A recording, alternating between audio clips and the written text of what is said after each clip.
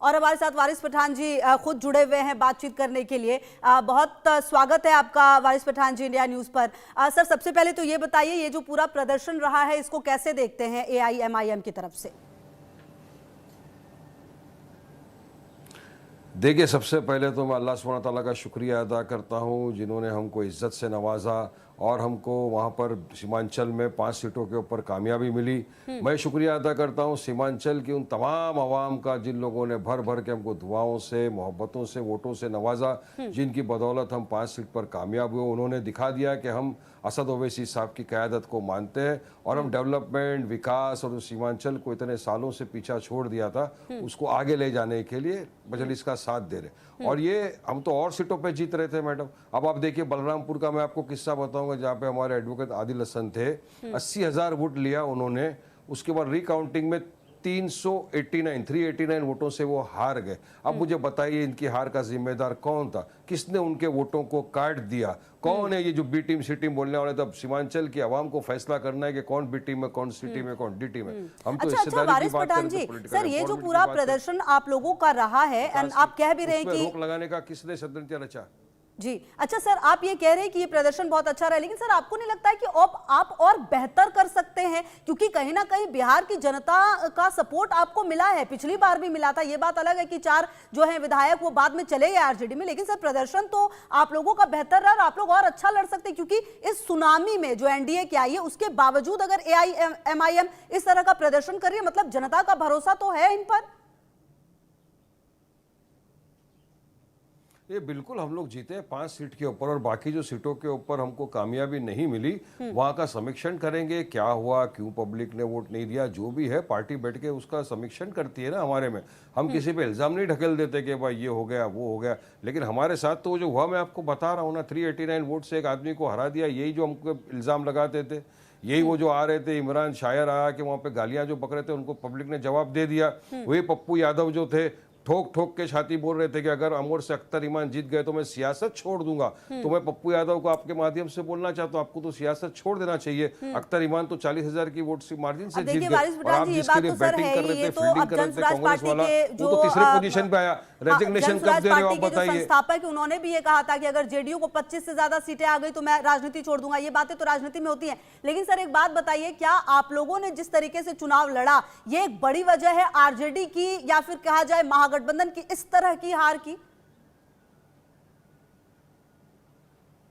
देखिए मैडम, मैं आपको बताना चाहूंगा, हमने पहले ही महागठबंधन को कहा था कि आइए साथ में लड़ेंगे, हमको अलायंस में लीजिए ताकि सेकुलर वोटों का विभाजन ना हो। हमने 6 सीटों की डिमांड की थी, 6 सीट, क्योंकि हमारे 5 एमएलए थे और एक बाई इलेक्शन में जीता था। क्या हमने गलत कर दिया? हर रीत से हमने इनको लेटर लिखा, इनके घर के बाहर तक चले गए, बिहार के हमारे प्रेसिडेंट, इनको कहा ढोल बाजे के साथ कि अलायंस में लीजिए, मगर ये घमंड गुरु तहश में थे, इन्होंने हमको नहीं लिया। अब हम लड़ रहे हैं। बात नंबर 2 यहाँ पर ये भी आ रही थी ना कि लोगों को ये भी लगा कि बिल्कुल असद ओवैसी जो बोल रहे सही है कि 2% वाला मल्ला बन सकता है डिप्यूटी चीफ मिनिस्टर, 14% वाला यादव बन सकता है मुख्यमंत्री, तो 19% वाला मुसलमान बिहार का क्यों नहीं बन सकता मुख्यमंत्री? ये भी बात थी। बात नंबर 2, जो महागठबंधन के अंदर जो उनके नेता है अनाप शनाप बकवास कर रहे थे, पप्पू यादव की आपको मैंने बात बताया, तेजस्वी ने कितनी गंदी बात बोल दी असद ओवैसी साहब के बारे में। एक पत्रकार के जवाब पर उन्होंने कहा वो एक्सट्रीमिस्ट है, चरमपंथी है। क्यों भाई, कैसे चरमपंथी हो गया? अगर दाढ़ी और टोपी पहन लिया मुसलमान है तो वो चरमपंथी हो गया? जो हक, इंसाफ, न्याय, डेवलपमेंट, विकास, हिस्सेदारी की बात कर रहा हो, चरमपंथी हो गया? उन्होंने असद ओवैसी का इंसल्ट नहीं किया, उन्होंने पूरे सीमांचल के मुसलमानों का इंसल्ट किया, पूरे भारत देश के मुसलमानों का इंसल्ट किया। हमने कहा आपको माफी मांगनी चाहिए इस बात पे। काफी सारी चीजें थी जो महागठबंधन को पब्लिक ने जवाब दे दिया कि हिस्सेदारी की बात होगी। अब जो हमारे विकास, डेवलपमेंट, हिस्सेदारी की बात करें उसके साथ जाएंगे। अब जो इंडिया गठबंधन जिसकी बात होती है, क्या आप लोग उसमें इन हैं? क्योंकि अब इंडिया गठबंधन तो बड़े ही तरीके से लाया गया था, लेकिन क्या अब इसका कोई भविष्य नजर आता है आप लोगों को सर? देखिए मैडम, हमने तो उनको कहा था कि साथ में लीजिए ताकि वोटों का विभाजन ना हो और बीजेपी एनडीए को हराया जाए। हमको तो साथ में नहीं लिया। हमने तो महाराष्ट्र में भी कहा था कि हमको साथ में लीजिए। सबसे बड़ी वजह सामने आती है, क्यों आखिरकार आप लोगों को साथ नहीं लेकर वो लड़ते? शायद लड़ते तो बेहतर प्रदर्शन कर सकते थे। मगर ये उनको कौन समझाएगा? आप ही जाके समझाओ उनको। हम तो उनके लिए पॉलिटिकल अनटचेबल्स हो गए हैं ना। उनको तो घमंड गुरूर में है ना कि नहीं हम हिस्सेदारी नहीं देंगे, हमारे लिए मुसलमान सिर्फ दरी बिछाएगा, हमारे लिए मुसलमान सिर्फ वोट डालेगा, लेकिन जब मुसलमान पे जुल्म, अत्याचार, बेइंसाफी होगी तो हम खामोश बैठे रहेंगे। तो मुसलमानों ने जवाब दे दिया, अब हम उसके साथ जाएंगे जो हमारे हक इंसाफ की बात करेगा, हिस्सेदारी की बात करेगा, हमारे में से लीडर बनाने की बात करेगा, डेवलपमेंट की बात करेगा, हमारे बच्चों के एजुकेशन के लिए आगे ले जाने का काम करेगा। वो जवाब इनको मिल गया। अब इनको तो क्या है, मुसलमान दरी बिछाएगा। इलेक्शन के टाइम पे क्या करते हैं, दाढ़ी टोपी वाले को चॉपर पे बिठा देते, इलेक्शन के बाद उसी चॉपर से उसको लात मार के फेंक दिया जाता है। चुनाव के पहले रमजान में जाएंगे, खजूर खाएंगे, टोपी पहनाएंगे, बाद में सबको टोपी पहना के चले जाएंगे और बददरी बिछाएगा मुसलमान। तो ये तो नहीं चलता ना, मुसलमान को भी हिस्सेदारी चाहिए। क्या गुनाह किया, 19% वाला क्यों नहीं बन सकता बिहार का मुख्यमंत्री? जी अच्छा सर, ये जो अब हारने के बाद सर कल मेरी कई प्रवक्ताओं से महागठबंधन में बात हुई, खास करके कांग्रेस के जो प्रवक्ता हैं वो लगातार कह रहे हैं कि वोट चोरी, एसआईआर, ये तमाम मुद्दे रहे और हमने उठाए। अब वोट चोरी हुए, यही वजह है कि इतनी ज्यादा सीटें एनडीए को मिली है या फिर बाकियों को मिली है। ये जो आरोप है सर, कितना सही और कितना जायज लगता है? लोकसभा चुनाव से लेकर अब तक इकलौती बात है जो अक्सर कांग्रेस कहती है और इसी पर वो लड़ रही है, लेकिन जनता शायद कन्विंस नहीं हो पा रही वारिस पठान जी, क्योंकि लोग घरों से निकले, लोगों ने वोट डाला है। अब देखिए उनके प्रवक्ता क्या आपको बोलते हैं, तो उनको ही आप पूछो, सर, आप इत्तेफाक रखते हैं या नहीं? मैं सिर्फ ये जानना चाह रही हूं। साफ बात बोल रहे हैं कि भाई अगर हार हुई है,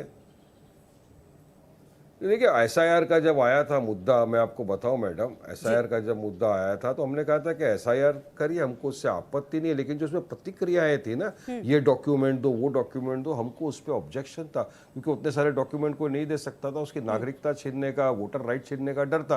तो हमारे पार्टी प्रेसिडेंट असद ओवैसी साहब, अख्तर ईमान साहब सब गए इलेक्शन कमिश्नर को, जाके मुलाकात की, 1-1.5 घंटा बात की कि आधार कार्ड को भी आपको जोड़ना चाहिए। उसके बाद में जब सुप्रीम कोर्ट के अंदर मैटर गया तो हमारे अख्तर ईमान साहब सुप्रीम कोर्ट में याचिका करता है, वहां पर केस चल, तो हमको एसआईआर अब करें, लेकिन उसके अंदर आप ये जो प्रतिक्रिया ये गलत थी। अब जो सवाल वोट चोरी का जो ये लोग बोल रहे हैं, तो इलेक्शन कमिश्नर को स्पष्टीकरण देना चाहिए। हमारे महाराष्ट्र के जो प्रेसिडेंट थे, जो एक्स एमपी इम्तियाज भाई ने कहा था कि उनके चुनाव के वक्त भी औरंगाबाद में कुछ 5 बजे अचानक से एक भीड़ जमा हो गई, नए नए चेहरे थे, उन्होंने लेटर लिखा आरोपों के बाद हमको सीसीटीवी फुटेज दो, वो भी नहीं दिया, और हुआ ये कि चुनाव के बाद वो आरओ बन गया वो मंत्री का पीए। तो हमने कहा था नहीं मांगा, तो जो भी ये लोग बोल रहे हैं चुनाव कमिश्नर को, इलेक्शन कमिश्नर को स्पष्टीकरण उसका देना चाहिए। मैं तो ये मेरा ये मानना है कि हार का समीकरण वो होता है ना, सेल्फ इंट्रोस्पेक्शन। सर मैं यही आपसे जानना चाहती थी, क्योंकि देखिए वारिस पठान जी, सर कल बीजेपी को नहीं हरा सकते, कई बार कही, क्यों बीजेपी को नहीं हरा सकते? नहीं लगता कि आप लोगों को एनालिसिस करना चाहिए, सोचना चाहिए, तो वो उस बात पर एग्री हुए नहीं। एनीवे सर, वो तो उनका टेक है। खैर सर, मेरा एक सवाल आपसे अब ये, क्योंकि अब जनता ने आपको सीटें दी हैं, तो अब आप लोगों की जिम्मेदारी क्या हो सर? अब आप लोग नीतीश कुमार के साथ सपोर्ट करेंगे या फिर विपक्ष में रहेंगे? देखिए हम तो पहले भी 5 सीटों के ऊपर जीते थे, तो विपक्ष में ही थे, हम विपक्ष में ही रह के हमारी आवाज़ बुलंद कर रहे थे। वो अलग बात है 4 छोड़ के चले गए, मगर जो अख्तर ईमान साहब थे सिंगल एमएलए, उन्होंने अपनी कॉन्स्टिट्यूंसी के लिए 800 करोड़ का फंड लेकर आया था। अभी भी विपक्ष पे रहेंगे और हमारा काम यही रहेगा कि जब हमारे एमएलए चुन के जाते हैं ना, तो एमआईएम के शेर बोले जाते हैं, वो मुंह में दही जमा के नहीं बैठते, वो हक इंसाफ की बात करते, डेवलपमेंट का काम करते। तो मुझे यकीन है कि अभी जो हमारे एमएलए जीते, ये पूरी तरह से सीमांचल के विकास के लिए काम करेंगे, एजुकेशन पे काम करेंगे, सड़कें वगैरह जो खराब है उस पर काम करेंगे, और एजुकेशन हॉस्पिटल्स वगैरह जो भी है उस पर काम करेंगे, और पब्लिक जनता देखेगी किस तरह से काम होता है। और वर्क इज अवर आइडेंटिटी, यही तो हम बोलते हैं ना। तो ये जनता ने हमको जो भरोसे के साथ जिताया, तो इंशाल्लाह मुझे यकीन है कि हम जनता का भरोसा तो नहीं तोड़ेंगे। अच्छा सर, पिछली बार भी जीते तो आप 5 में थे, 4 चले गए थे, लेकिन आरजेडी के साथ इस बार ऐसा ना हो उसके लिए क्या प्रक्रिया की जाएगी? क्योंकि ये काफी गलत हो जाता है, एक तरह से जनता के भरोसे के साथ खिलवाड़ हो जाता है ये। मैडम, अपनों को जो ठुकराएगा गैरों की ठोकरें खाएगा, ये प्रूव हो गया ना। हमारे 4 जो गए थे उसमें से एक तो वापस आ गए, अब सुबह का बोला शाम को घर आ जाए तो उसको भूला नहीं बोलते। अब 3 जो वहाँ रह गए, उनका क्या अंजाम हुआ?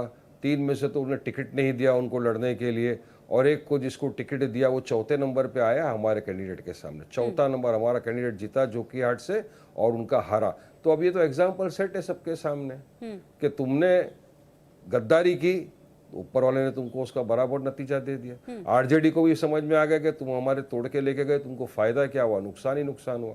तो मुझे यकीन है कि हमारे जो अभी जीते हैं ये कहीं नहीं जाएंगे, ये मजलिस के ही रहेंगे और पूरी तरह से सीमांचल में विकास का काम करेंगे। अच्छा सर, एनडीए पर इतना भरोसा जो जनता का है, 20 साल के बाद लोग कह रहे थे कि इंकम्बेंसी आ जाएगी, लेकिन यहाँ तो प्रो इंकम्बेंसी दिखी और कहीं ना कहीं जो भरोसा है वो बहुत शानदार तरीके का दिखा है।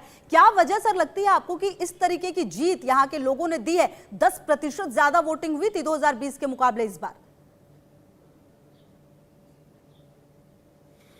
कि पीपल्स मैंडेट है, ये जनता जनार्दन है। जनता जिसको चाहे इक्तदार की कुर्सी पे बिठा सकती है, सत्ता में ला सकती है। जनता जिसको चाहे उसको उखाड़ के फेंक सकती है। तो जनता का जो भी मैंडेट है सबको मानना चाहिए। अब उनको बीजेपी को अगर हराना है तो जो विपक्ष की पार्टियां हैं, महागठबंधन स्ट्रैटेजी बनाना चाहिए। हमने यही कहा था ना पहले से कि बीजेपी को हराना इतना आसान नहीं है, आपको प्रॉपर स्ट्रैटेजी बनाना चाहिए। उस हिसाब से आपको चुनाव लड़ा। अब आपके पास तो थिंक टैंक है, बड़े बड़े कद्दावर नेता आपकी पार्टियों में तो भरे हुए हैं, तो उनको सबको बैठ के सोचना चाहिए ना कि हमको गाली बक के आगे बढ़ना।